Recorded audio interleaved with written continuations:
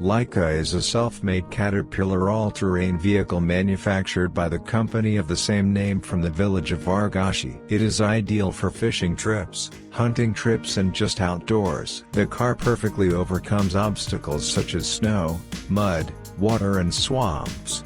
The ATV is assembled manually, moves with the help of 2 tracks. The design is single, but there is no feeling of discomfort and tightness. The Caterpillars are self-made.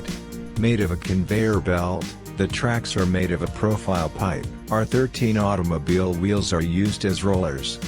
The cab has 2 brake levers, one for each track, a gas pedal and a gear lever.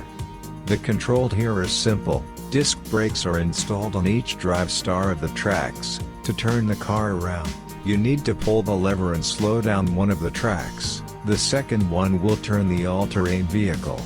The door is hinged, mounted on gas stops and lifted up. A self-made Caterpillar all-terrain vehicle develops a maximum speed of 40 km/h on land, about 5 km/h on water.